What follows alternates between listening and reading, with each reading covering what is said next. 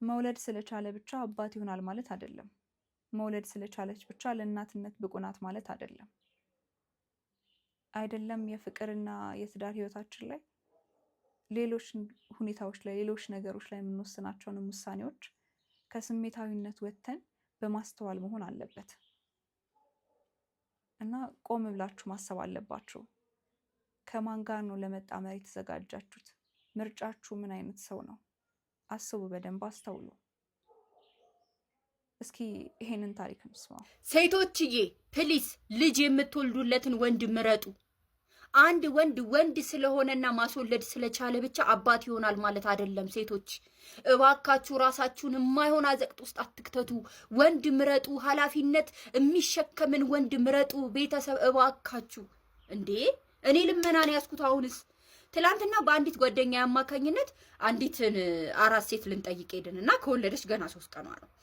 ከዛ ቤቷ ውስጥ የሚላስ የሚቀመስ ነገር የለም። ያቅማችንን የምንችለውን ነገር አድርገን ቁጭ ብለን ማውራት ጀመርንና ስናወራ ባለቤትሽስ ምናምን የጠየኳት እውነት ለመናገር ገና ቲኔጅ ናት። እሷ ራሱ ገና ልጅ ናት ማለት እንዲህ ወልዳ የማቀፍ እንትን ላይ ራሱ አይደለችም። ግን በቃ ኦልሬዲ ወልዳለች።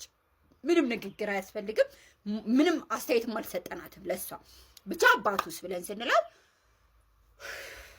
አባቱ አለ አለች እና 1200 ነው ከፍለው የሚኖሩት። ቤቷ ልትወርቅ የደረሰች ደሳሳ ጎጆ ናትና አብረን ነበር የምንኖረው እና በቃ ይመጣል። ከዛ ሲፈልግ የሆነ ነገር ልናገር ብቻ በስህተት ይጣላኝና ያኮርፍና ይሄድና ሳምንት 2 ሳምንት ቆይቶ እንደገና ለምኜ ኢማጂን እናቱ ቤት ሄጄ እንደገና ለምኜ እመልሰዋለሁ አመጣዋለሁኝ። በቃ ተጠንቅቄ ምን ብዬ ነበር ይኖርኩት። አሁን ግን አልተጣላንም ምንም ነገር አላደረኩትም። ግን ለወልድ ጤና ጣቢያ ስገባ የቤተሰብ ስልክ ስጪ ስባል የሱን ስልክ ሰጠዋቸው፣ የባሏን ማለት ነው። ከዛ አልነበረም እሱ ውስጥ እና ቀን ነው እሱ አመጣው የመጣው። ከዛ ደወሉለት መጣ ሆስፒታል። ስወልድ አየኝ። ከዛ ልጁን አቅፎ አለች። ልጁን አቅፎ ወደ ቤት አስገብቶ መጣው ብሎን ወጣ። ከዛ በኋላ ቀረ። ዛሬ 3ኛ ቀንሽ ነው አልመጣም። ስለጭራሽ ከዛ ሰዓት በኋላ አልመጣም።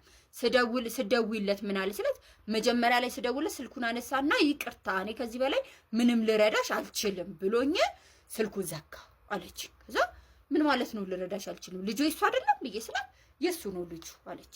እና ታዲያ ልረዳሽ አልችልም ማለት ምን ከምን ነው የምታገናኙት? ምንድነው የሚረዳሽ? ልጁ እኮ ነው ምናምን ነገር አልኩት። ከዛ ልረዳሽ አልችልም ብሎ ስልኩን ዘጋ። አሁን ስደውልለት አያነሳልኝም፣ ብላክ ሊስት ውስጥ ከቶኛል አለች። ከዛ እኔና ጓደኛዬ ተማከርና ጓደኛዬ ቀድማ ስለምታውቃት ይታውቀዋለች ባልየውን ማለት ነው። እና የሆነ ስታወራ እኔ ብቻ ነኝ ተደንቄ የምሰማት እንጂ ጓደኛዬ ምንም ነው ያልመሰላት ብታይ ማለት ነው። አይ ማለት የሆነ ከሱ የሚጠበቅ አይነት ነገር ነው እያለች ነው።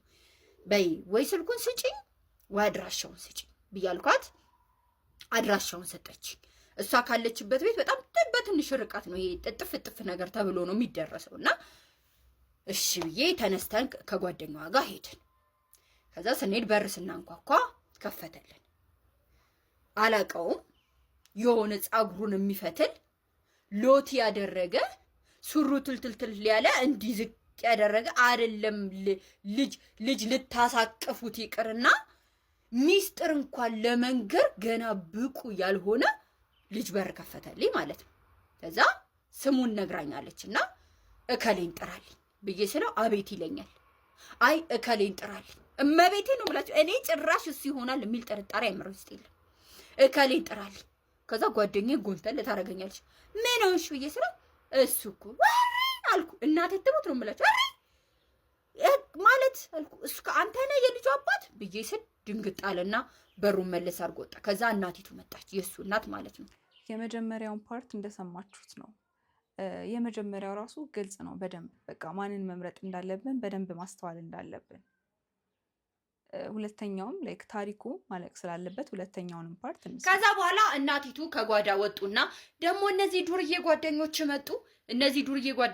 እንደው 1-2 ቀን እንኳን ቤት ሳታድር ብለው በር ክፍት አድርገው ሲወጡ እኛን አዩን ማለት ነው። ከዛ ሲያዩ እኔም ጓደኛዬ ምናችንም ዱርዬ አይመስልምና ልክ ሲያዩን ደንገጥ አሉና አቤት ምን ፈልጋችሁ ነው ብለው ሲሉ እኔ እውነቱን ልነግራቸው በቃ ማለት ልጃችሁ ሴት አስወልዶ ባዶ ቤት ውስጥ ትቶ ነው የመጣው ብዬ ልላቸው ስል ጓደኛዬ እንደዚህ ቁንጥጥ አረገችኝና አይ ማዘርዬ ልጆትን ልናወራው ፈልገን ነው ብላለች። ከዛ ወይ ምን አጠፋ ምን አጥፍቶ ነው? ይኸው ገና ወደ ቤት ከተመለሰ ዛሬ 2ኛ ቀኑ ነው። ልጆቼ እንደው ምን አደረገ ምን በደለ ብለዋሉ ማለት ነው። አረ ምንም አላጠፋም ማዘርዬ ስራ ፈልጉልኝ ብሎ ስለነበረ ስራ ማግኘታችንን ልንነግረው ነው። ወይ ተመስገን ልጄ ልብ ገዛም እንደው አደራችሁን ምናምን ብለውን ይኸው እኔ ጠላ ሸጬ እስካሁን ድረስ እሱም ታላቅ ወንድሙ ከኔ ራስ አልወረዱም።